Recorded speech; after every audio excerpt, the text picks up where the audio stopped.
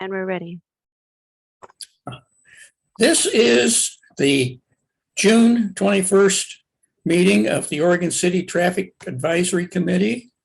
And I'd like to say it's nice to have summer and the sun come in on the same day.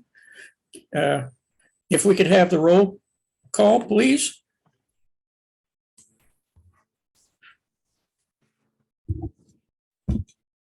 John, would you like me to go through the names? Oh, Please. okay. It looks like. Oh. Yes, if you can go through the list of membership. Excellent. All right. I see Henry on the line. Is that right? Here. Hello. We have John Lewis. Just staff. Yes, I'm here, but Just staff. Okay. it's just the TAC membership. Just the tech. Thank you, John. Ben Simmons. Yep, I'm here. Timothy Morgan. Yes, I'm here. We have Bruce Fries. Here. Let's see here. Petronella. Here. Hello. Hi. Do we have Tim? Did I get Tim already? Tim Morgan? I'm here, yes. Oh, yes. Thank you. And Miles. Here. Ray. Present. And I apologize. I may say this incorrectly. Is it Sedomir? Yeah, you did. I refer to him as Chetamir. Chetamir. Thank you. But he's not on. Okay. And I think I don't have my membership list in front of me, but is that everybody on the membership? That's who I have. Okay. All right. Now, next item is the approval of the minutes. And do anybody have any changes of any sort for them? The only thing that I wanted to mention, Henry, was I don't know where you were planning to acknowledge Petronella, but this is her first meeting. And then Ray Atkinson has some news that I think he is going to share with the committee. Yep, I have a new job. I'll be starting in California next month. So be senior transit planner for the city of Petaluma, California. So this is my last meeting for the TAC. Well, congratulations, sir. Thank you. That's a big jump. Are you going to ride the bicycle down? Yeah. I could. But, We don't want to see you in a U-Haul, Ray. You better tow all your belongings. Well, I grew up not too far from Petaluma. It's a nice area down there. it has been a pleasure having you on the committee. Same here. Thank you. So Ray shared that news with us, yes, over the weekend, I guess. And so, yeah, just acknowledge that he's been a great help, not just on this committee. He's participated on a lot of committees and been to a lot of meetings and provided a lot of good community input. He's been a major advocate for modes of transportation that don't involve driving a car. So that's going to be a piece that we'll miss for sure. And he did offer to do a meeting if we were going to do something in July, help with the transition. And my message to him was we often don't do meetings in July and August. So I thought that would help with the transition, assuming that's where we go this year. So that's another piece, Henry, that maybe we can talk about at the end. Also, we will need to have a rep for the comp plan meetings, won't we? Was Ray our comp plan? I was not comp plan representative, but I was the active transportation representative. So yeah, that's another thing I'm serving on. I need to notify them. So many committees. Which hat night? Yeah. And the downtown Oregon City TDM implementation working group. I know that I was the tax representative on that, so yeah, we'll have to have someone else replace me on that downtown group. So I guess we'll look for all those committees and representation on them by the TAC, and we'll have to get back to you on that, Henry. We may have to do an email outreach to the membership to figure out if there's a meeting that's going to happen during the summer, whether or not how best to cover it. Yeah, we'll play it by ear as it comes. Sounds good. So, adoption of the agenda. Does anybody have anything to want to add to the agenda? I think we just had some important points come up, but I don't think we're ready to discuss them. So anything else? Do we need to approve the minutes? I'm not sure if we did that already. Oh, you're right. We got sidetracked. The Yeah. good news. Good sidetrack. So back to the approval of the minutes. Does anybody want to support approving them? I can make a motion. motion. Yeah, motion to approve the minutes. Thank you, Ray. I second it. Thank you. All in favor, say aye. Aye. Aye. All opposed? Abstentions? Looks like it passed. Now we can talk about the agenda. Anything else anybody want to add to it or say anything? And Not necessarily for this meeting, but upcoming, do we have any updates on the 205 tolling? Has anything changed or transpired on that we can add to the agenda moving forward? I think there's something coming up at the Pioneer Center at the end of the month. I remember having an email come up on that. Yeah, so I'll go through that during the communications, but Henry's right. There's a open house at the Pioneer Center on June 28th from 5 to 7 p.m. about the I-205 project. And I think their focus in this one is about impacts to the community during construction. So that's one piece of information. There is more to talk about with regard to 205, but I'll save that till communications. Okay. Anything else? And by the way, if anybody has a question, make sure I hear it because I may not see your hand. That would bring us up to public comments, and I understand there isn't any. So therefore, whoever's doing Traffic Modeling 101, take it away.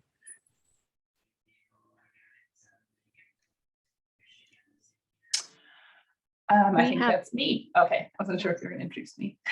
Sorry, I had my microphone off, Amanda, there. Sorry. So Amanda Dearings with DKS and Associates. I didn't write down your title, Amanda, so go ahead and reintroduce yourself appropriately. But we asked for I had asked, we've got I would say we're in the heart of and more kind of public release of information regarding modeling that we're going to see from ODOT in various forms and in various different meetings. And my hope is that the TAC is not waiting for an invitation to have that topic brought to them, because the timeline doesn't seem to lend itself well to our meeting timelines. But paying attention to that, attending things that are associated with that, whether it's online or in person, but just having someone qualified that's working for the city to help share a little bit of the lingo, and that's why we called it 101. So Traffic Modeling 101 is, I think, what we called your topic, Amanda. And yeah, so the idea is to make sure at least our Transportation Advisory Committee has some new insight into that and applies it. as the conversations happen, because we all know diversion's coming. I've heard from you folks kind of loud and clear that, this desire to want to do something about it. And so those public conversations are going to come forward, and it's going to happen pretty quickly. We've gotten a little bit of information on schedule, but it's Dana and I were just talking about it. It's changing a little bit, so they're pushing it out a little bit. But in the meantime, we've hired DKS, and I'm guessing, Amanda, that you're taking on some of that workload as the city's representative. DKS is not on the I-205 tolling and diversion team, so it's kind of a third party look at what maybe we're seeing and helping us understand that as well, and then sharing that. So this is a good way to kick that off. We'll probably let's just to make sure, are we recording this, Audrey? Yes, you are. I can't. I'm not Audrey, but yes, you are. Oh, yes, I do see it. Okay, so that's good. So we'll probably share that with others. In fact, I talked to the city manager tonight, and he was kind of interested in maybe sharing that with the commission as well, sharing this meeting with the commission. So there you go, Amanda. Thank you. All right, I will share my screen.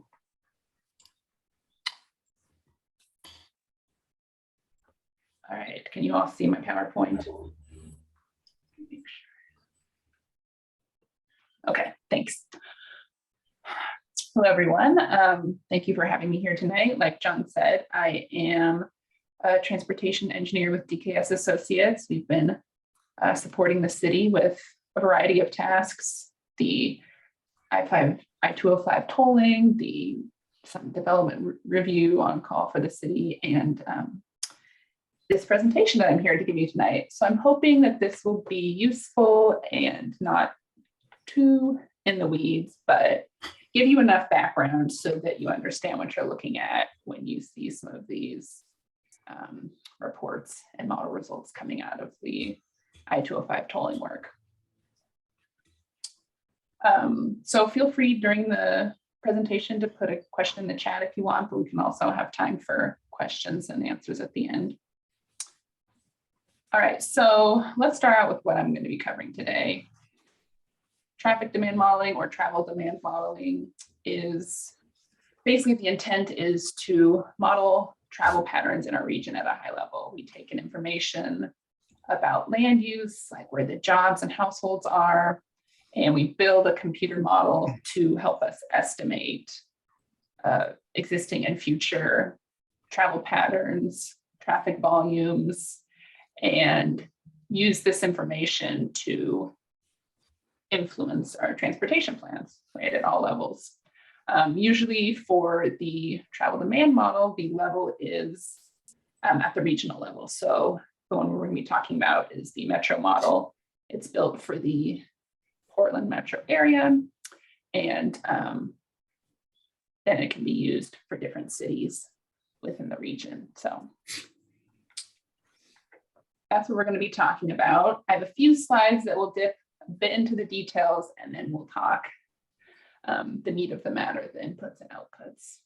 So typical travel demand models use what's called the four-step process.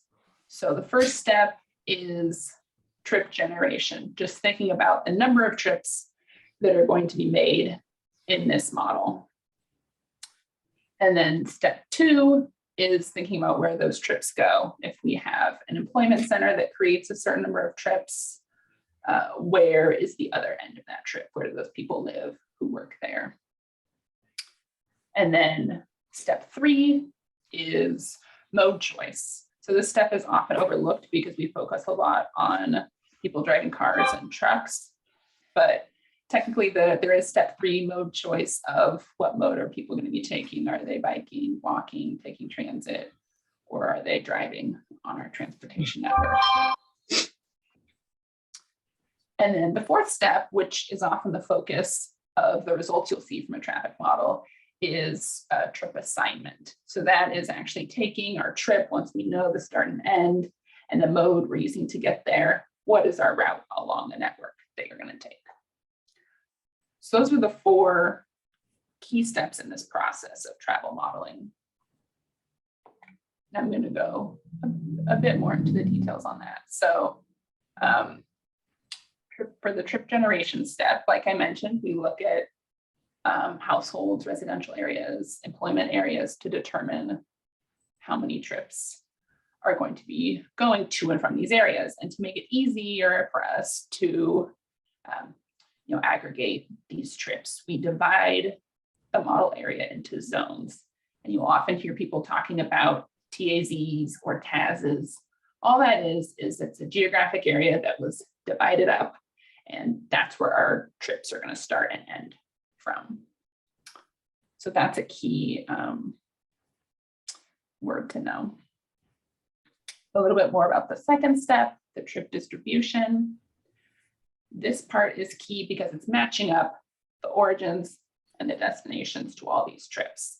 It's linking them together into this big matrix that tells us everyone who starts at the employment center ends up at all of their different residential areas at the end of the day.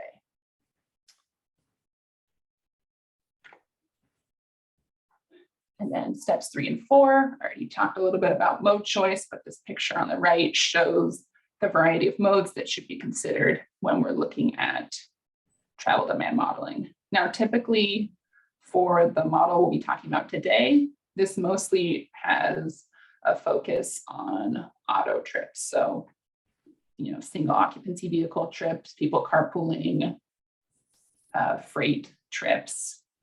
And there are some walk or transit trips assumed in the model, but for the most part, the network we'll be talking about is auto-focused. So that's something to keep in mind, right? Is that biking and walking activity often isn't directly reflected in these models.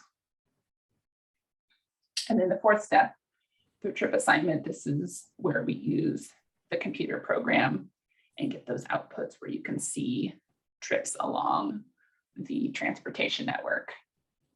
And usually the program uses what's called the quickest path. So it looks at the travel time from point A to point B, and it calculates what is the fastest path, just like when you go on Google or Waze and it tells you what your fastest path is. It's doing the same thing, but for all the trips we have in our network, and then assigns them all. So that's something we don't want to be doing by hand. Okay, so that was the basic steps we run through for the model, but that's often behind the scenes. You don't see a lot of that. So I wanted to talk about next were some inputs and outputs that would probably be relevant. So for inputs to the model, we of course use demographic information. This includes population and employment. I think I've mentioned that a couple times already. And a lot of this usually comes from census data. We also look at existing and future forecasts for land use. So what are areas we think are going to be developed, how many households or jobs will be there in the future. And you can see where that information comes from. And then there's the actual transportation network. So actually transcribing where all the roads are and the different characteristics that we care about for this model. It's a bit more high level, so usually it just involved how many lanes is the road, what's the speed, so we can get that quickest path, where are the signals. And then the last piece of input is for the future model. We want to know what planned funded transportation projects, like ones from your long-range plan or your transportation system plan, what's going to be in place, do we think in the future that we want to include in our future model? So usually we're looking at both an existing base year and then a horizon year that's about 20 years out for these modeling efforts. So when we're talking about travel demand models, usually there's 2, the existing and then the future year.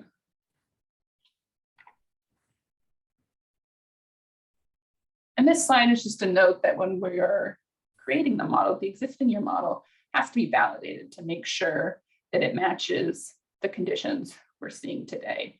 We usually use historical volume data, traffic counts, maybe any travel pattern information if we have that, to make sure that the routes being assigned in the model match what we see in the field, so that when we go to the future, we have an accurate or more accurate representation.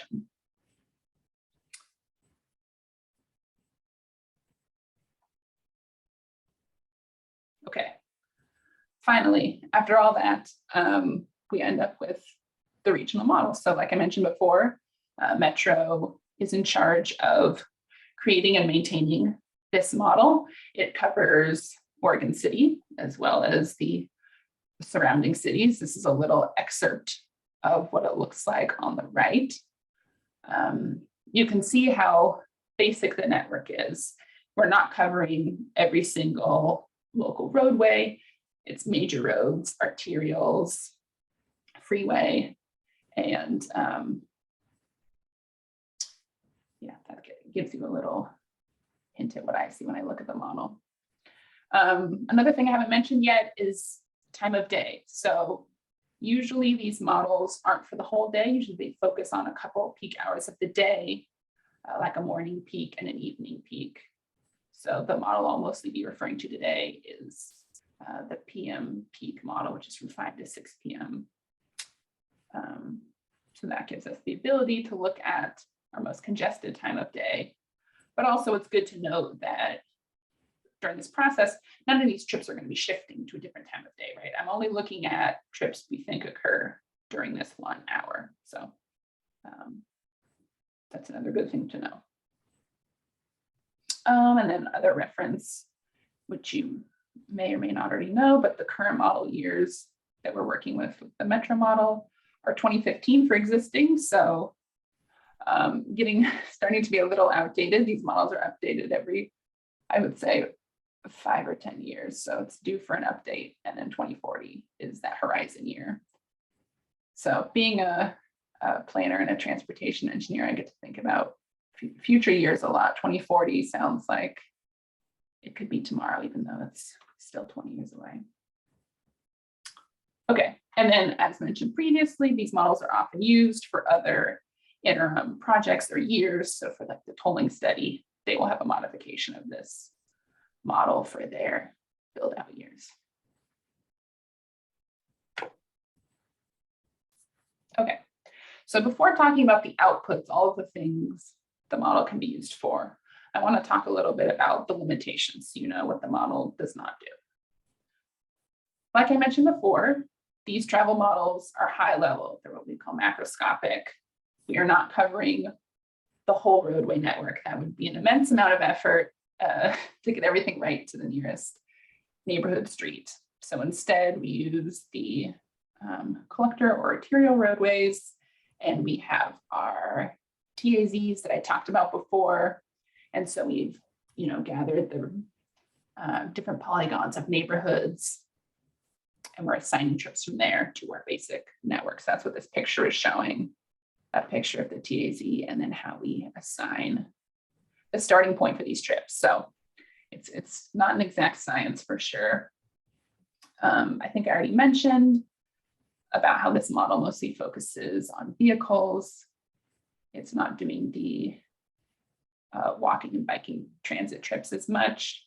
It's also, I should say, it doesn't do well with chaining different modes together. Like some people walk to the bus and then take the bus, or maybe you drive to the park and ride and then take transit.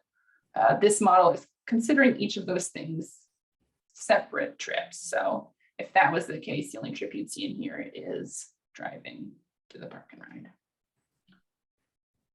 And then one other note is that this whole process is pretty static, right? There's not a feedback loop that's constantly updating, when another development gets built, putting more trips on their road. Like I mentioned, the old model is from 2015, so it takes a while for this whole process, those 4 steps to be gone through, which I think is important to remember. We're not going to be seeing incidents on the roadway like when there's an accident on the freeway. This is showing an average condition. It's not going to reflect those day-to-day fluctuations.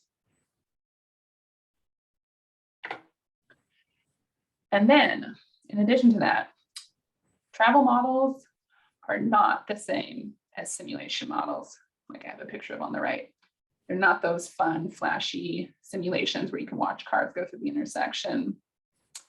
And it also means that we're not going to get to see the level of detail that you might expect. So queuing, vehicles lined up, waiting at a signal, any sort of spillback or bottlenecks, that's not going to be evident from this model. We would have to take the outputs from this model and do analysis in a separate program. Similarly, we don't get intersection operations out of these models, like level of service.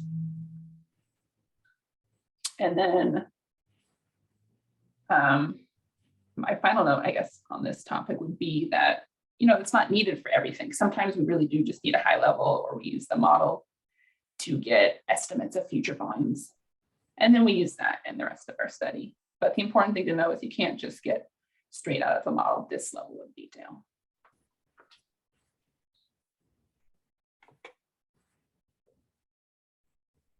Okay, so enough with the behind the scenes of model details. Now I'm hopefully going to get into the more useful part of this, which is what can we get out of the model? What can you expect to see? How can you better understand what a travel model provides? So these on the left are a couple of the outputs I'm going to be talking about. On the right is just a picture of a route that I ran in the model to see what level of traffic is coming from Estacada using this roadway, and where are they heading through Oregon City. It can be very interesting to run some of these outputs in the model to see where everybody's going. So the first one, most basic, volumes. We often use the travel demand model to get an estimate of future volumes. And we can either do that for the horizon year, that 2040, or we can also interpolate between our models to get an intermediate year, like a 2027 or a 2030. So either people take growth rates from this model, or you can actually look at the forecasted volume. So on the right here, I'm showing 2040 volumes minus the 2015, I believe. I should have put a label on that, but I'm pretty sure that's the volume growth. So in the travel demand models, one of the important things is being able to compare, obviously, different conditions. And getting volumes is used in a lot of different planning efforts, whether it's your regional and city transportation plans or just individual corridor studies. Anywhere where you want to assess future conditions, we can get those volumes out of the model.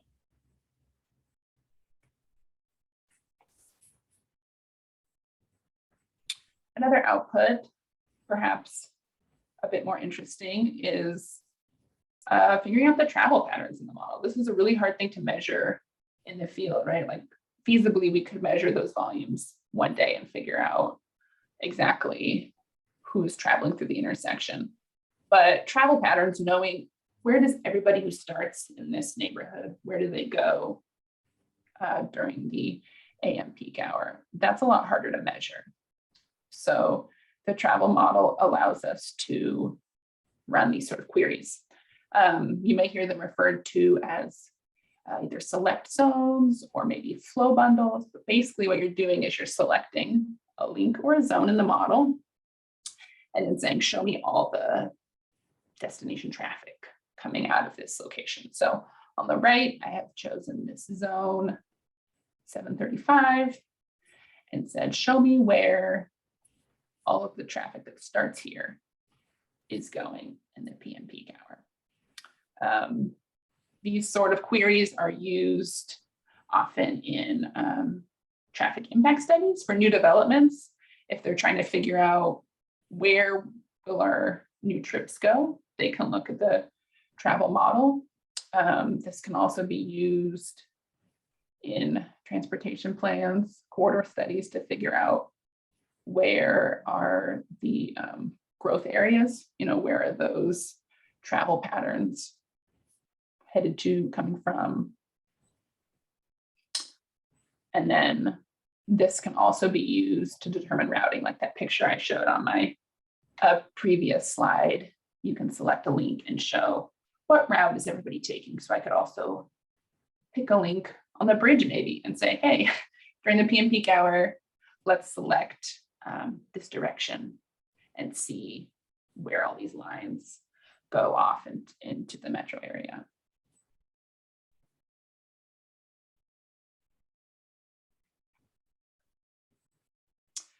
And then the third application that I'm going to talk about, this one's probably one of the most relevant, but it's measuring project impacts. So we can take a future year model. It has, our future land use we think we're going to expect. It has those future funded projects we think will be in there. And we want to test what will happen if we build another project. If we change something here, this is my only non-Oregon City example. It's from a project I worked on in Washington County, where, if you're familiar with this area, just off I-5, where Basalt Creek Road is going to be extended here, where this dash line is. And we had two models. We had a future model that was, the basis year one, and then we had one with this extension in, and we wanted to know, how will travel patterns change? Who will use this new roadway?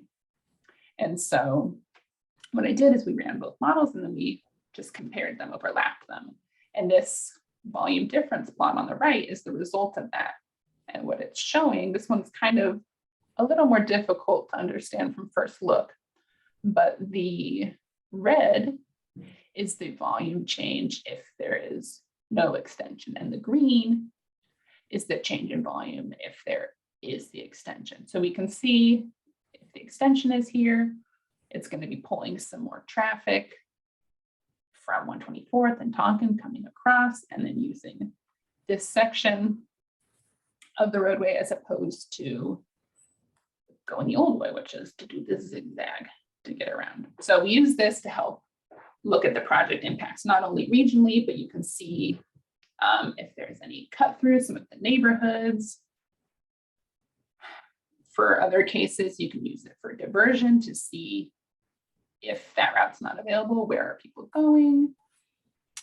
And you can also use it to look at how travel times might be impacted. Because like I mentioned before, the way we assign these routes in the model is based off of the estimate of travel time. And if one route becomes longer, then more people are going to take the shorter route. So that's another piece that sometimes I forget to mention, is that we can get a difference in their travel times and see what difference will make people move over, because something less than a minute isn't a big deal, but when you get up there in the delay, people start to shift routes. And again, this is only showing what's happening during this peak hour. We don't know during the day, midday, maybe there's not as big of an impact because not as many people are out here. But this is probably one of the key things if you are going to be looking at model results. We often use them to compare project impacts. This is how we see the diversion. Let's see, yes, I mentioned all different plans, similar plans to before, that this is going to be used. And usually these things are used in combination, right? We need volumes, but we also want to see any diversion or changes in people's routing, and whether that's local or more widespread. This picture has a much larger image of where people are coming from in Sherwood and in Tigard, and are they switching routes? Are they still on Walton Sherwood Road? All of that. It's important to consider at multiple levels. Okay, so that's the majority of what I wanted to go over today. I'm happy to talk about more examples, but I'm hoping that the key takeaways you got out of this are what the travel model is, what it can do, what kind of information goes into it so that you know what we can get out of it, right? Remembering that it's a high level tool, it's pretty static, and how we use it to predict future travel behavior, whether that's future volumes or a change in travel patterns. And then for bonus points, if you remember the 4 steps of the 4-step model. Yeah, so that's pretty much it. If you want to look at any other examples, I can do that, or we can take any questions now. Oh, I see something in the chat. I think Ray has submitted a question here. Basically, he's asking about model trips that start outside or in and outside the metro boundary, and wondering how the model incorporates that. Yes, that is a great question. So yes, the model does include trips that start or end outside of the metro boundary. How that's typically addressed is through what we call gateways or external zones. Basically, wherever our border is that we draw around the area, wherever it cuts off those major roadways, there will be a zone just like I showed for Oregon City, but it will have one connector and it will connect onto that roadway. So if we cut off to the south on I-5, they will have, based on historical volumes, right, that validation piece, we will have an estimate of how many trips are going northbound and southbound during that time period at our cutoff point. So then we'll just have one zone that's loading all those trips in, and that sort of happens all around the fringes for the big roadways leading in and out of the model. So yes, those are definitely captured, right? Otherwise, we'd be missing a large portion of traffic, because we know that there's a lot of statewide and beyond travel happening, especially across the interstates. Would it be fair to say that you use the ODOT ADT tables to sort of correlate that? Oh yeah, I would say any and all information we have that we can use to validate the model, we definitely use ODOT's count data. I work on some travel demand models for other areas. Like I said, Portland Metro, they are in charge of calibrating this model. But yes, that's definitely important to use that ADT data where it's available. I might also share that the Metro model starts with a 7-county base, and I'm going to not remember which ones, but it goes all the way down to Marion County, up to Clark County. So they have all of that in their base model that they use. So it's the 3 main ones and then the 4 others that touch us. Thank you. I have several questions, but I want to see if the committee has any other questions. I've got one question. If we were to, identify like an area of the 205 bridge, would there be a way to build into the model? And do you have some data that would tell us, based off of X toll, what dollar amount, what percentage of diversion that we would see based off of a sliding scale to try to see what percentage of traffic we're going to see diverting from the bridge, and then start to follow it out and see what locations it's going to? Yeah, so the tolling example is very interesting because it adds another variable to your travel cost, right? The previous travel cost I was talking about was travel time. That's what we use. But when you introduce a toll, that is another cost. And so we have to have a way to reflect that in the model besides the travel time difference. So there's a whole process they go through to reflect, how that cost would impact when you want to switch routes, but they are able to put that into the travel demand model. So usually what I've seen in the past is they run a couple different ones. One, they'll pick a no toll rate, they'll pick a $1, a $2, or whatever their increment is, and then they'll test a couple of those and then compare how the travel pattern changes. So it would look like my previous slide where I was showing you the difference for Basalt Creek. And so you would be able to see the difference in the two scenarios between paying a $1 toll or no toll, and where, you know, where those trips would divert to. So yeah, I think that's definitely an output you would see. And John, if you're still on, do we have plans in the work to identify certain areas and run these models to try to give us some insight as to where these diversions are going and where ultimately those trips are ending? Well, ODOT's in the middle of doing that kind of work right now. What I'm not sure about, Amanda, is do they just use kind of a graphical representation from other areas that will use tolling? Is that how they're coming up with this much toll represents this much change in behavior? I mean, we obviously don't have it for our area, but are they using comparables from all the other scenarios across, you know, the United States that have tolling? Is that how they're coming up with those numbers, or what are they doing there? But I guess, Ben, to your question, the city is, I'm not clear on how much work we're asking DKS to do. I think what we're asking DKS to do is kind of validate the results that that ODOT is running, and they're not necessarily going to rerun those. We're counting on ODOT to run all the scenarios that are needed for our analysis, and to show both, you know, how much tolling results in how much diversion. You know, they have had to pick a particular time, and I think they were looking at full build out and current day, and now they're looking at a new time, in a point in time that they run their model on, which I think is 2027. And so they're at least running, you know, current day, 2027, and I think 2040, I think 2045. 2045. So those 3 times, all the various scenarios, and you know, so they're doing the lion's share of the work. What we're asking DKS to do is to help us validate that. Okay.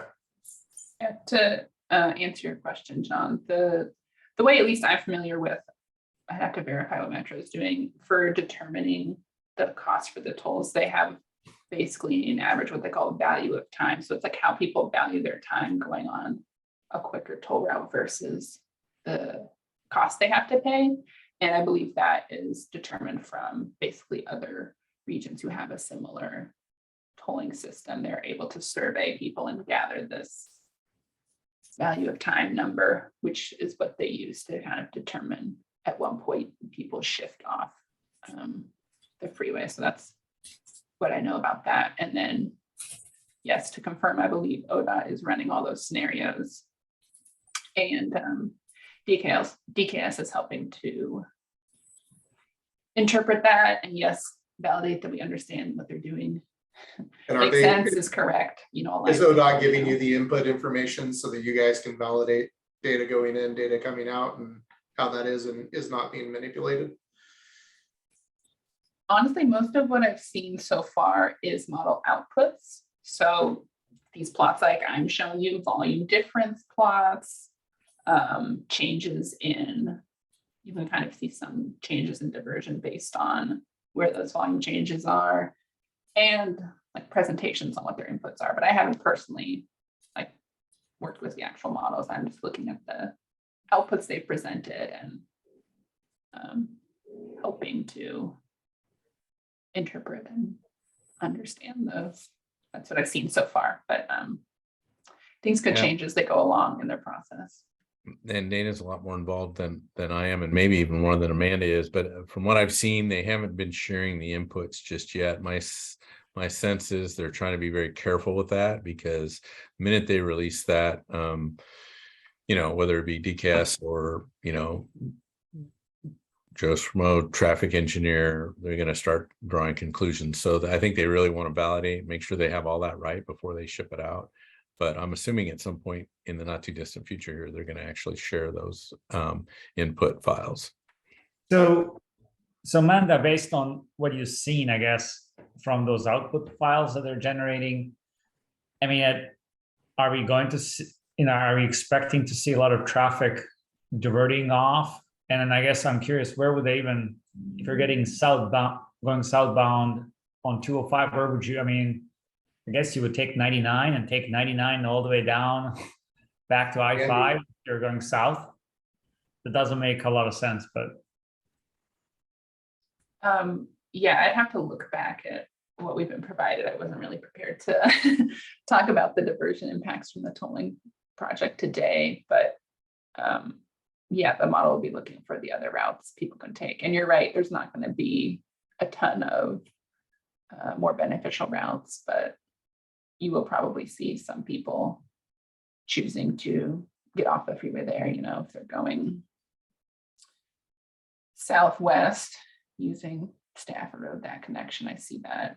I work with the Wilsonville, their travel demand model a lot, and I know that that is a common cut through to get around the freeway whenever there's an incident on I-5 or I-205. Willamette Falls Drive, 9090 East South, 44, or 43, excuse me. Those are going to be the obvious ones.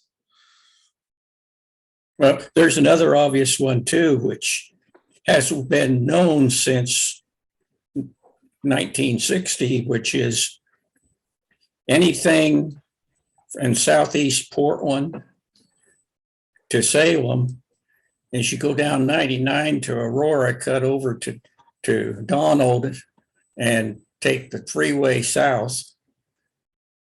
That's quicker than using any of the metro areas to get to the same locations.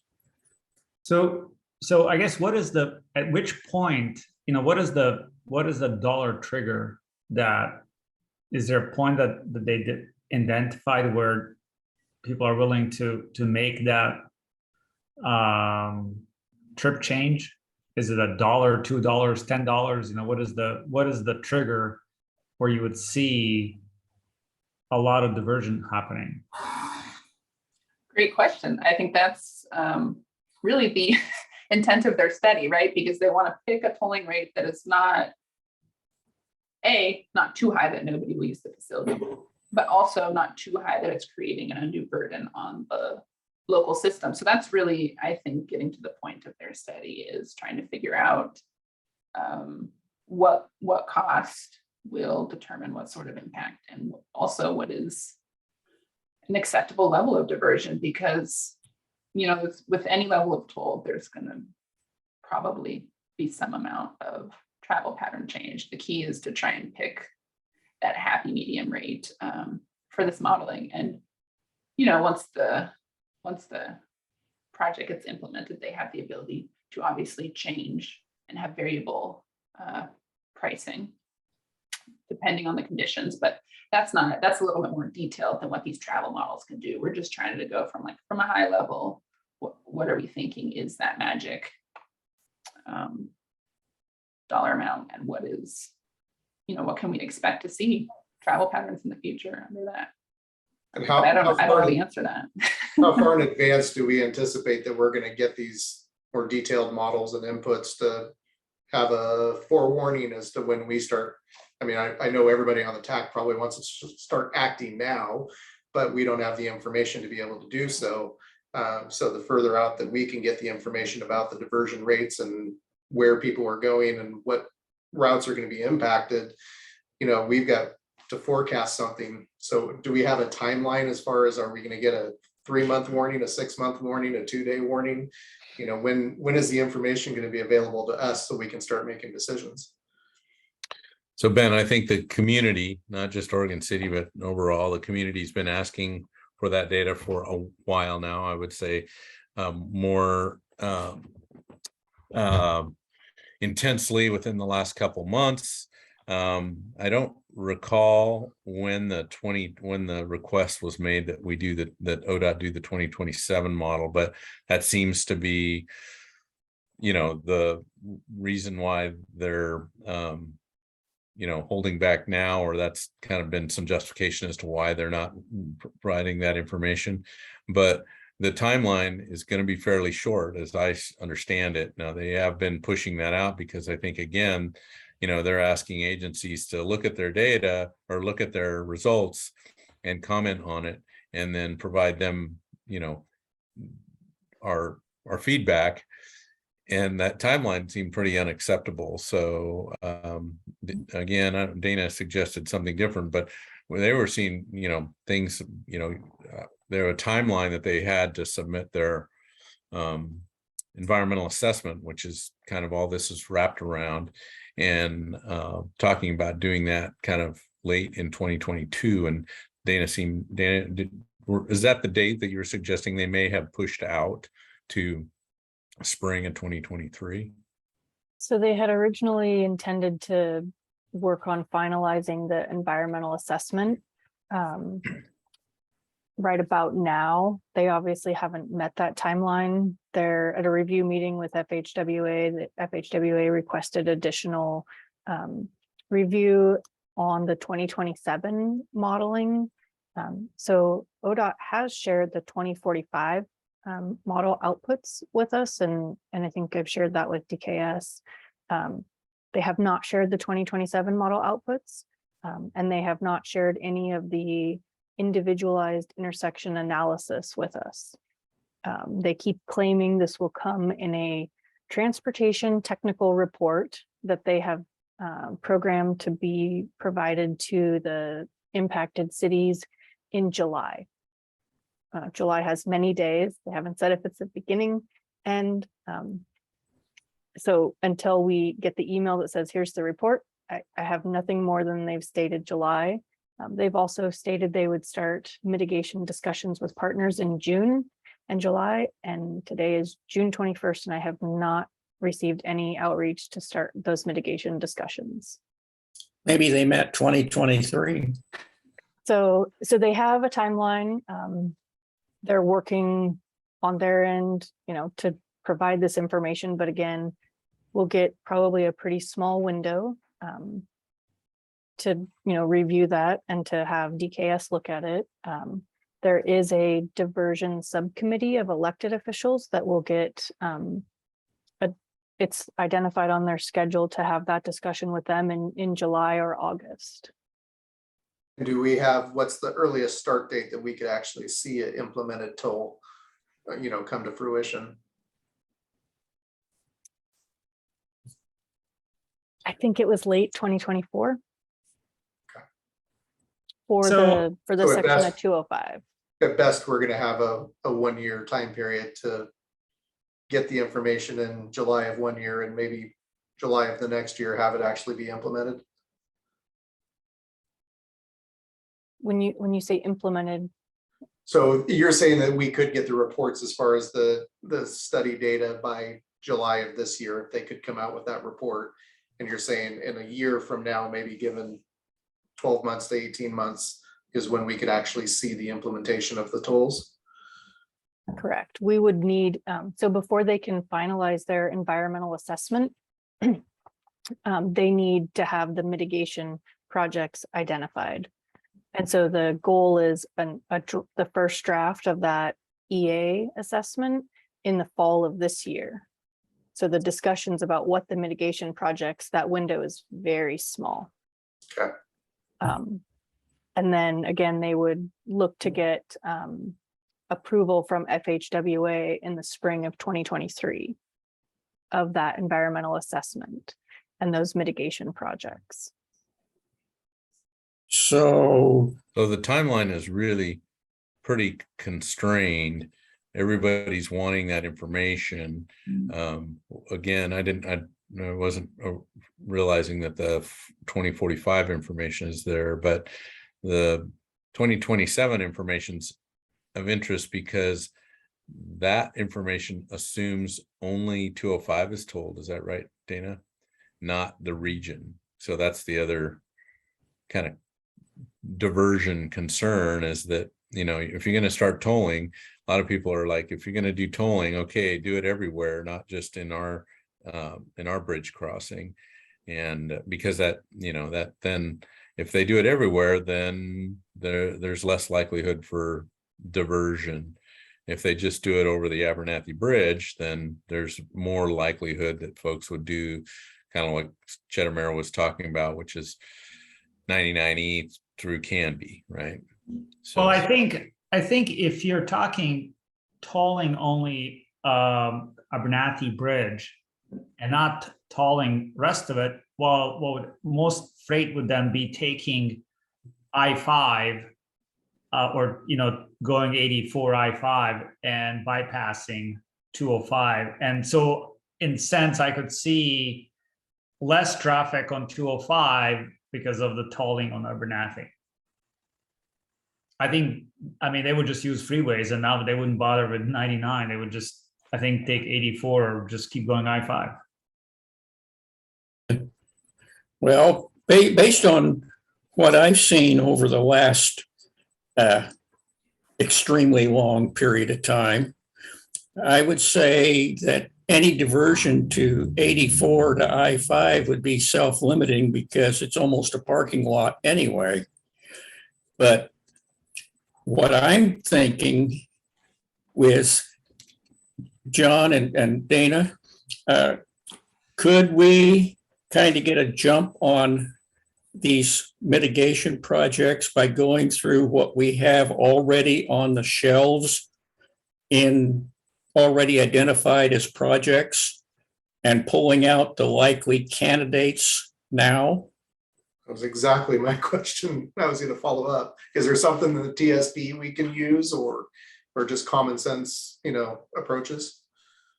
yeah, so we're talking about that internally. That is the go-to manual, that and the regional transportation plan. But yeah, and to be quite honest, Oregon City's got a very limited number of things that we could do to avert that diversion. And, maybe that in itself is going to keep people on the 205. And, we haven't seen their tolling numbers or their toll rates yet. But, I think if you're 40 cents or $4, they're trying to get through Oregon City may be the immediate thought that everybody goes to, but it may not be that beneficial.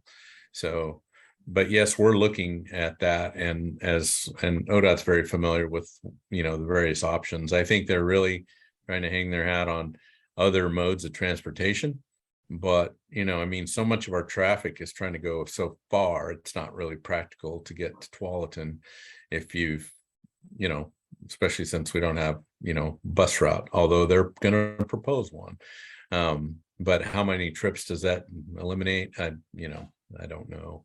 So that's what we're looking at now.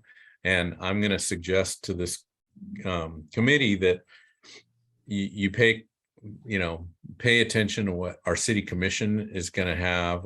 We just talked about doing something in August when we have that report from ODOT. So we'll be in front of the city commission kind of explaining it to them there. I would really like to see TAC membership at those meetings because I don't think we're going to have an opportunity to get much between now and then in our regularly scheduled meetings, even if we had them this summer. I have a question. So the last few months, the meetings that ODOT has been having, and then the surveys, they've been asking about how to handle people who have an income inequality or whatever, or people who can't afford it. So they seem to be spending a lot of time about figuring out how to give a free pass to a group of people. So how is that going to change the model when all of a sudden you get everybody claiming they're low income? And then we're back to the same drawing board. That may be an unanswerable question too. Yeah, I don't know how that answer goes. I know they've been spending a lot of time on equity, and I think that that's good work. I don't see necessarily how they haven't proposed anything in terms of how they're going to apply that. Yeah, no, they've done a lot of surveys and a lot of input and a lot of discussion on it, but that can just thoroughly skew the whole survey when a third of the population driving all of a sudden claims they're low income. And you still have the same amount of cars, going there. So there you are going to have a bunch of other people subsidizing things like in other states where I've been to, Boston, New York, Florida, where they have tolling. They don't care what your income is. If your car is on the road, you pay the toll. End of story. there's no no adjustment for rate, not even if you're a senior citizen. So you got to throw the money in the basket and keep driving. And I'm not sure if they're proposing a different toll or if they're proposing more of that revenue touching those communities that need it. They are releasing a low income fare report this summer, probably in July, I think. So just make you aware that's coming, and it's going to get into what we're talking about right now about, do they give a different rate for low income drivers? Do they give a discount? All these different options. And so that report is supposed to be released, I think, next month. And yeah, and it isn't just for people to just say, I'm low income. They have to like prove it. Like I managed TriMet's low income fare program at college, and I have to confirm they're like on SNAP or a health plan or have income level, certain things. It's a lot more just having someone come in and say, I'm low income. It's like, you got to prove it. And so there's a whole system for proving it that you have to go through. Yeah, and that's an expensive task. Now you have to have a bunch of auditors looking at it. I put a suggestion in there and I just said that save your receipts and file it with your state of Oregon income tax. And when they give you a refund based on your income, because you're going to probably get your money withheld back, just add that in their refund. And then that simplifies the cost if they're going to go that route. Then everybody pays up front. And then if you're proved that you are income, it's going to show on your income tax, and then you just you'll get a rebate back, or you'll get a card that you can future years use to work off of it. So it's just a way to cut down the administrative costs, because this could cost more than building the thing. Well, we're drifting away from the sub-traffic engineering here, and I got a question or two for Amanda. One of them, they're kind of interrelated, but one of them is, as a mode of transportation, could they introduce this work from home? Whereas I've noticed from using 205 up through toward the airport after reopening after the pandemic, that traffic congestion has largely disappeared because the people don't need to travel there. So therefore, perhaps that is a valid extra mode to throw into the model, is what percentage of workers are not using the bus, not using the car, not using the bicycle, not you walking, but actually working from home, and thus eliminating some of the trips. Yeah, you're spot on there. That has become a huge level of discussion with the impacts from the pandemic. I mean, as you've seen, often this forecasting is for 20 years in the future, but we need to update these models because there has been a shift, right? There's a much larger percentage of people telecommuting at least a couple days a week than there was previously. Previously, it was a pretty small percentage, and that does impact the trips that are on the roadway, not only in general trips that are being made, but also during those peak hours, right? I talked about us focusing on those peak hours, but people who are working from home can make their trips to the grocery store or run their errands during the day, during the lunch hour when things aren't so crowded. So yeah, I think I've been seeing some presentations, and I think in our industry, that's going to be a big consideration, is what percentages are we going to be assuming in the future for people telecommuting. It'd be interesting to see if they do some traffic counts, because I know, I got to ask my wife because she keeps better track of it, but I know Tuesdays are higher traffic days than Mondays and Fridays in the morning. And so we figured it out that certain days of the week, these people have to come into the office, and the other weeks they get to stay home. I unfortunately travel all 5 days. Coming to work this morning was very quick, but coming home was I left early, and it was, the snarl from Stafford Road, all the way home. So that would be interesting in that model, because that is a lot of effect. I mean, I know my 2 children work from home now, and their companies, don't have them commuting to their jobs. So with the invention of the internet, a lot of people were able to, do that savings. So there's a lot more to the model. I think they're going to have to start adding into. I mean, there's a lot of things have changed, so. Yeah, not only that, I think I didn't even mention this, but the typical condition we look at is like an average weekday. And that used to be, we would look at Tuesday, Wednesday, Thursday. We would assume, oh, that excludes holidays. That's our average weekday condition. But now, like you mentioned, there's differences. All of a sudden, if Tuesday's the hot day to come into the office, those days of the week might look a little different. And so I think luckily we're getting more information, but also it's harder and harder to define an average, right? If you could take the traffic cam at the 213 on-ramp to the 205 southbound and look at that between 7 and 8:30, or maybe 7 to 9 each day, that will give you an idea of the difference in the congestion going across the bridge.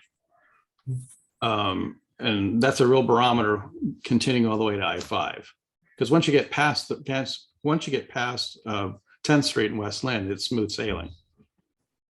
I mean, you have to, watch out for the people who are really speeding, because you're not going fast enough at 65.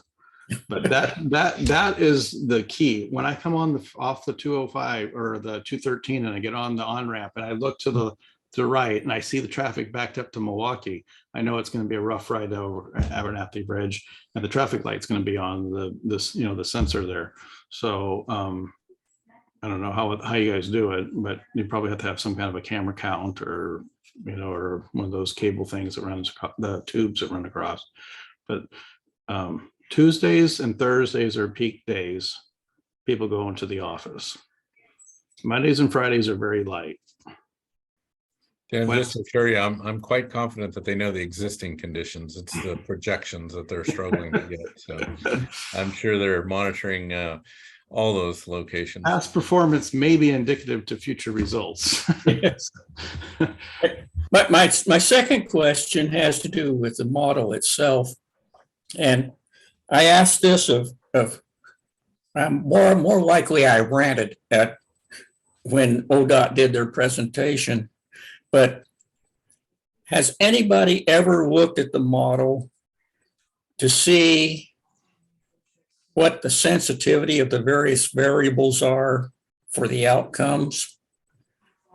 Because one of the things that kind of sticks with me is, having worked in Dana's job for a while, is that comp plans and planning, long-range planning stuff for zoning and that type of information is not very static. And so as large-scale zoning plans come in, as over 50 years, as communities decide they want to be different, and which variables would be unduly affected by changes of, say, 4 or 5%. The sensitivity analysis of the variables. And I don't think anybody's ever actually tried to do that, other than to compare the output to existing counts. Yeah, I mean, I think it depends completely on what type of analysis you're doing and what is what's the outcome you're trying to get. Like, for instance, I have used the model to work on a project in Hillsborough to look at the extension of Cornelius Pass Road, and the question is, when will we need this extension? Who's going to use it? Does it need to be 3 lanes or 5 lanes? And we did many sensitivity tests, because it turned out the model was very sensitive to what speed was coded in the model. Because, like I said, it chooses fastest path, so speed has a lot to do with that, even though we don't know, what traffic signals will be out there. So I think there's a lot of things that might impact the outcome. The question is, looking at reasonably, what do we think that future will look like? And if you want to change the assumptions, it does open up a can of worms. Like, if you're going to open up the assumption of maybe there's a lot more multifamily housing now. So we have a lot of these trips, or maybe 20% of people work from home now. That's another assumption, right? There's a lot of sensitivity. So I think it'd be a question of narrowing down what we think would impact those results. But ideally, the scenarios they're comparing for future with and without tolling, they should have the same base assumptions. And then only changing whether the project is there. Because yeah, I think there's a lot of dials in the model that can be turned, and it can open up a can of worms, but that's why we try and calibrate the existing model as well as we can, because we don't want a situation where turning one dial a little bit would drastically change the results. Hopefully the models that we're using are, to the best of our knowledge, what we think the future will look like. And if the land use, if this commercial area doesn't develop, it might have a local impact, but it won't affect, what tolling rate they should use. So I think there are different variables that have different amounts of impact, but hopefully the way the model is set up, one of these small dials won't drastically change the impact. But probably not a helpful answer, but I think there's just a lot of different inputs. It's hard to say without me looking at the model, like what are the sensitivity tests they should be running. And they are doing some sensitivity tests. I don't have all of the details about what those look like, but they're related to, different pricing dollars, also different peak periods. And as they kind of work to adjust, they've stated, you'll know in the morning when you leave what the price is at certain times of the day. So it isn't going to be changing on the fly. You'll know what your trip would cost you. And so, looking at, is it a 3-hour window for that peak toll rate? Is it a 2-hour window? So they're looking at all of those things, looking at, does it accomplish the two goals of tolling, which is to manage congestion and provide funding for the project improvements. And so they're, continually testing kind of that sensitivity in different scenarios and seeing if it meets both of those, overarching goals of the program. Just out of curiosity, has anybody given any thought to non-collectibles on the tolling? What I'm thinking about is there's seems to be a growing number of vehicles that are not displaying license plates. There's new vehicles for which no license plates haven't been issued. There's I get the question, but it's not really, I don't think Amanda's going to know that answer. No, she isn't going to. I'm sure of that. But I think Look, and I don't think Dana isn't going to know it either. I'm just throwing it out there as saying, I think that maybe 10%, 15% of the captures for registering the tolling, for assigning the tolls. I think that's not going to be any different here than it is in New Jersey or anywhere else. So the modelers that are working on that do have regional examples to choose from that they're going to deal with non-payment or no license plates, those kind of things. So I think, it's a little different than what, I don't know how that gets figured into the modeling, but I just don't think we're going to be able to answer that for you distinctly. And so I wasn't expecting you to. Yeah, I don't think it'll get addressed in the modeling per se, like the traffic modeling, but they definitely, they know they're going to have some, vehicles that they aren't able to, identify. So that's all part of their, in their finance plan, that's all in there. Anything else for Amanda? We've been on it now for over an hour. Well, thank you, Amanda. It has been good information. We appreciate it. And hopefully we'll be hearing from you again. Yes, thank you for having me. Good discussion, everyone. Now then, John, I think you're the next one in the barrel here. The pavement maintenance utility fee. Oh, Jason. Right. So I'm going to go ahead and take that National Night Out topic and expand it just a little bit, and just letting you folks know that one is important. That's an August 2nd event, and we're doing it at the end of the Oregon Trail from 5:30 to 8.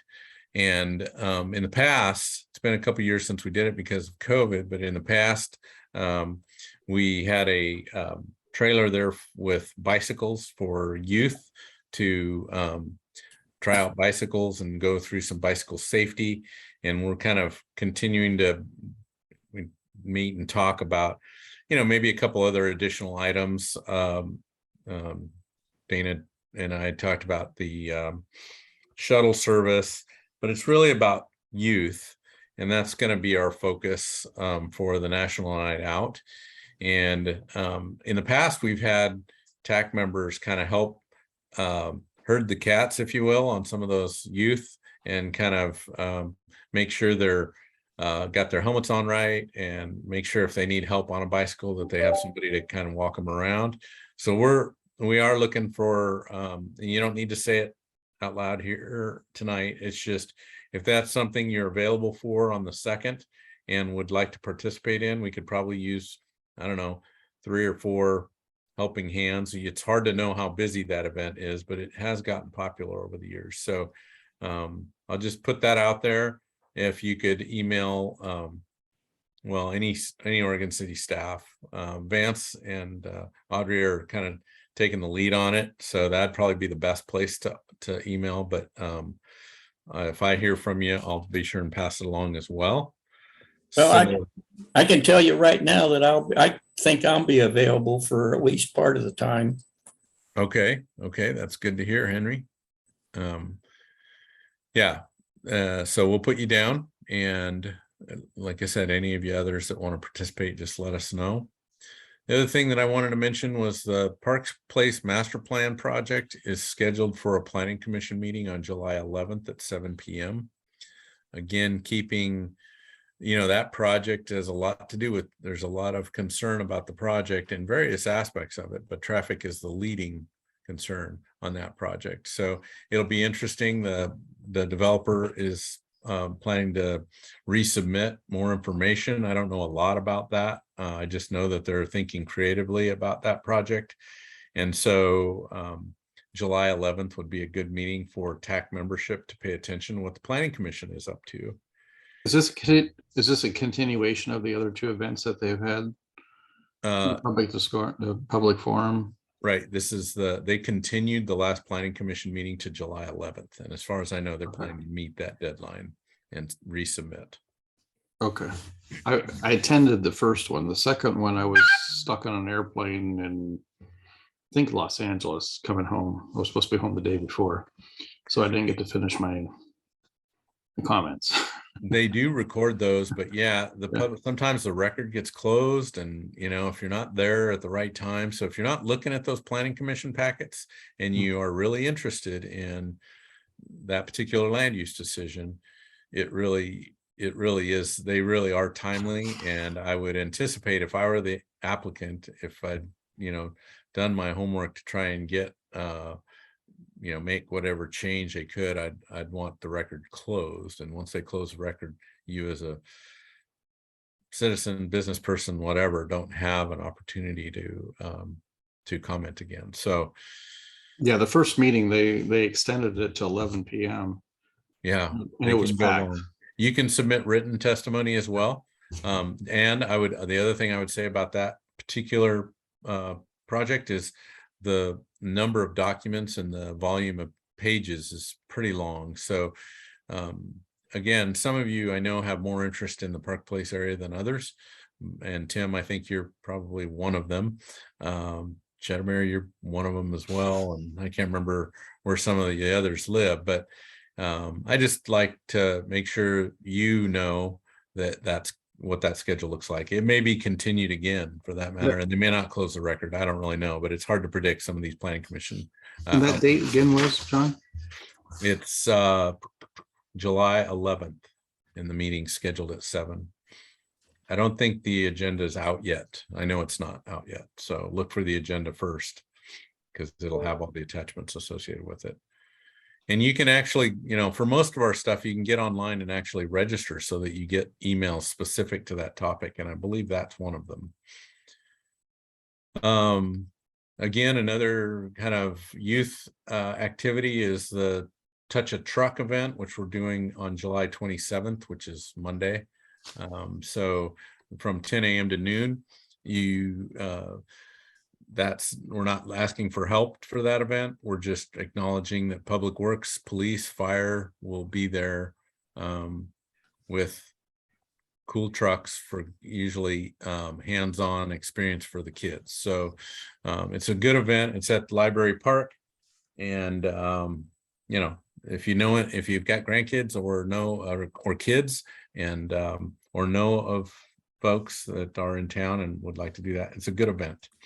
And so be there or be square. We just did we did a tolling 101 or modeling 101 just now with you, and we're going to share that with the city commission. But we did a traffic engineering 101 with the planning commission, and that has the city commission has asked for that presentation as well. We've used the same land use traffic engineer and John Repplinger for many, many years, and he has retired basically. So that's where DKS is involved, and they're doing our transportation engineering for land use development. And so we almost always have done a traffic engineering 101, but this one's different. And I think it's well informed. So on August 9th, the city commission meeting that night, which starts August 9th, is a work session. So work sessions typically start at 6 o'clock. So again, you've heard the tolling 101, you just heard that, but traffic engineering 101 is a little bit different, a little more focused on what the engineer looks at for development review. So we didn't bring that topic to the traffic advisory board, but we do have the video. But if you want to watch it again live, tune into that city commission work session. I know as much as you guys have been focused on this I-205 tolling, city commission passed a resolution opposed to the tolling at their last meeting. And so the city manager was curious how our tolling meeting would go tonight. The idea would be to share that with the city commission, but the city commission is also interested in diversion update, and that would include kind of our thinking on projects and what the numbers would look like. So we're hopeful that ODOT gets their report out, that we can kind of absorb that, and whether it's ODOT or DKS or city staff, we're likely going to bring that to the work session, the city commission work session in August. It may not be a work session, it may have to be a special meeting, because like I said, we haven't gotten anything from ODOT yet, but we'll see. So keep your ears peeled for that.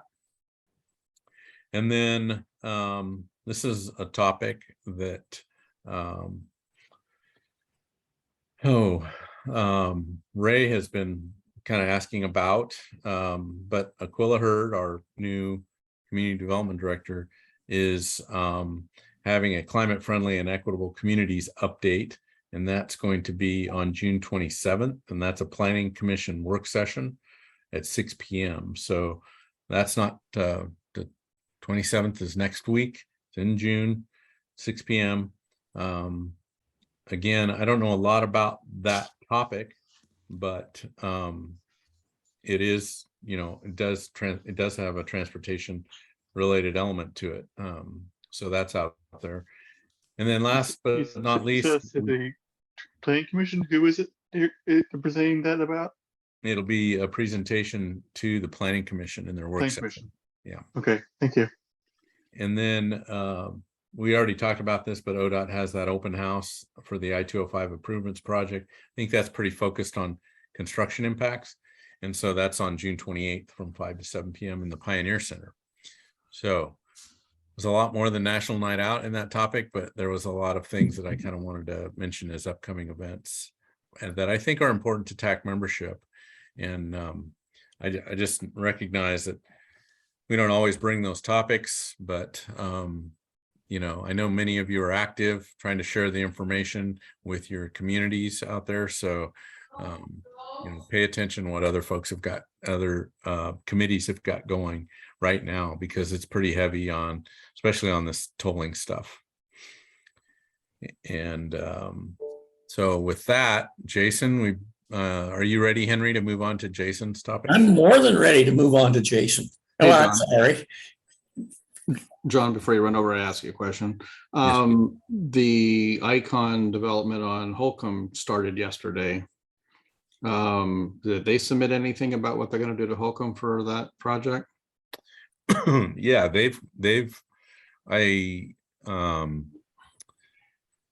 so I want to say they've got an approved land use decision.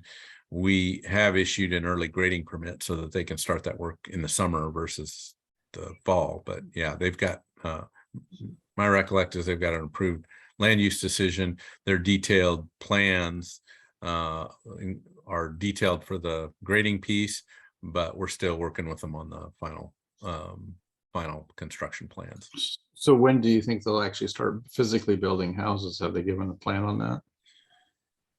Can I get back to you on that, Tim? Because I don't know. I don't know the answer to that. Jason. Jason. Okay. So I'm just going to talk to you a little bit about the 2022 pavement maintenance utility fee projects. Yeah, looking at this first map, I do apologize. There's one mistake, Malala Avenue.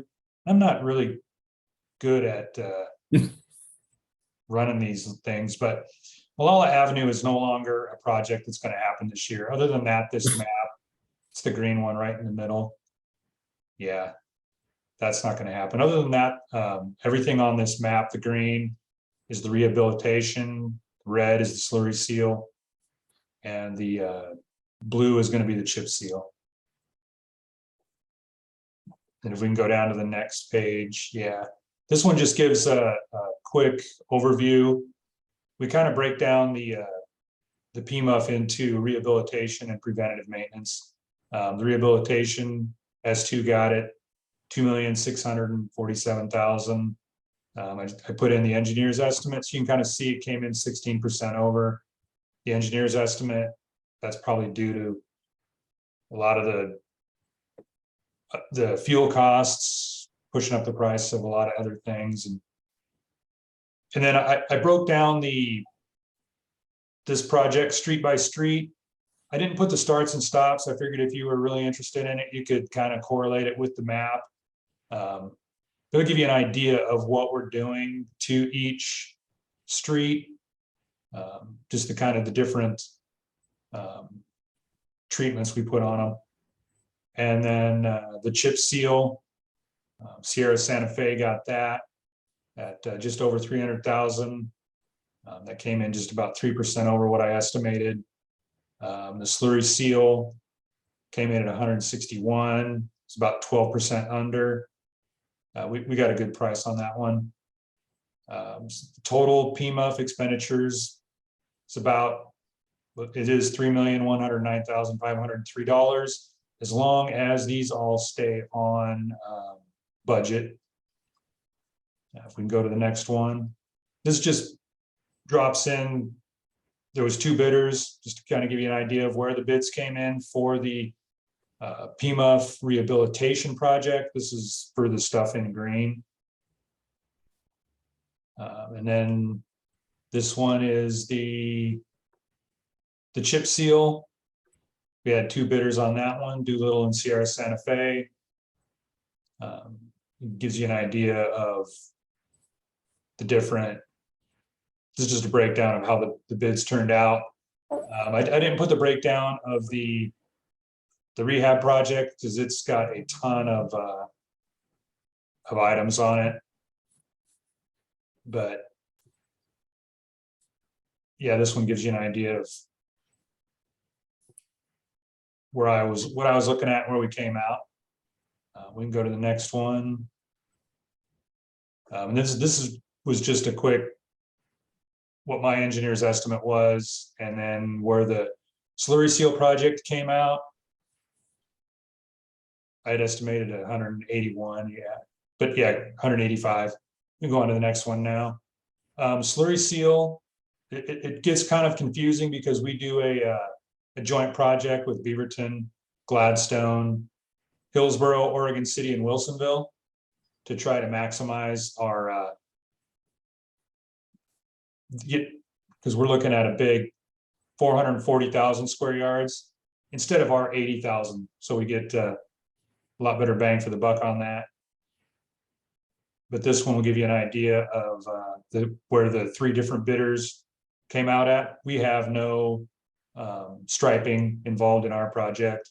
It's all just move in, traffic control, and then the slurry seal. And we had 80, I think I had it in the slide before, but it's 80 some thousand square yards of slurry seal. Or right at 80,000. Yeah, right there. And then was there one more page or was that it? That's it. That's it, Jason. That's it. Yeah, I just wanted to give you a quick and dirty explanation, just kind of show you what we've got going on. And if anybody had any questions about what we're doing, what streets. Yeah, quick one for you, Jason. 14th Street there, is the green area, is that specific to what you're doing? Because I know that's pretty beat up there from all the way from the intersection at 99 all the way down to corner 14. Are we just doing that little block there, or is there more to it? No, we're just doing what is in that map, and that's due to some water line projects and sewer projects that are going to be happening in the future. So that's what we're doing this year. Okay. Yeah. Jason, I have a question. Is it going to be up on the website or available for the time frames when we can expect the contractors to be moving in and out on these various streets so that we can get a feel for maybe when we shouldn't be there or when we should be looking elsewhere for a way to get through or something of that ilk? Yeah, there's different pages for the slurry seal and for the chip seal and for the rehab projects on the Oregon City website. And the slurry seal project is planned for actually next week, Tuesday, Wednesday, Thursday. And we should be done with all the red on Thursday. The chip seal is scheduled for end of August, beginning of September. And S2 is in town working on the rehab right now. And I don't know their schedule exactly. Josh Wheeler runs that project. He knows more about it than I do. Thank you. One thing I'll add is all these projects are listed on the city's website. The easiest thing is to search by the year, and there's a map that shows a lot of things. But then if you actually want to get into the details of, say, the 2022 roadway reconstruction projects, there's a nice website that gives kind of day by day schedule and where they're at and tries to look out ahead, so that folks know if you need to be on, Anchor Way, or if you want to First Street, they're doing night work on First Street for the next few nights. And so, we'll need to avoid that. But we post it as we know information. So there's different projects, that 14th Street project, for instance, that you mentioned, Ben, you know, that we may not have that posted just based on what we know from the contractor, but those Washington and 14th Street, you're going to see reader boards as in addition. And then on Jason's chip seal and slurry seal, there's a lot of signage along the roadside to definitely let the property owners know, but that also is an indication to somebody driving through there that, I mean, probably not, you know, this particular day, don't let your irrigation run out on the street, or, you know, stay off the street for this particular day. So a lot of that kind of goes out. And in addition to, if you're within the close proximity, like we're doing some stuff on Peter Skeen, we're really having to coordinate with those property owners because there's only one way in and one way out. And if you've ever been on Peter Skeen Road, it's steep. And so just trying to figure out how to get folks out of there. There's a lot of behind the scenes work that happens, and trying to coordinate with those property owners to minimize the inconvenience. I think Dana is putting up the link to the information on the city website. There she is. Yep. Do these bids go to the lowest bidder or somewhere in the middle? How do you guys select the winner? We call it the lowest qualified bid. And so, you know, depending on the project, we may have more qualifications for a particular type of project. Most of these kinds of projects are, you know, there's a short list of folks who bid on slurry seal and chip seal, and the roadway reconstruction projects, depending on how complicated those are. Those have been, you know, it's not like we have a long bidders list for those. And we are seeing some real variability in bid pricing. And a lot of that's got to do with how much traffic control there is, how much, you know, neighborhood notices we put on the property. So we require the contractor to do his own set of noticing as well.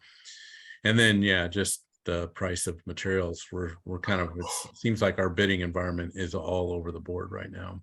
And that's just pavement work. You add in utility work and it's getting really kind of dicey to figure out. I don't know if you're seeing that, Jedemir, in the private industry as well, but we're seeing it. Even just trying to get pipe today, I heard ductile iron was 6 to 8 months out. So, you know, if you make the contract schedule too short, then bids get real high, or you don't get any bids at all. It's just it's an interesting time.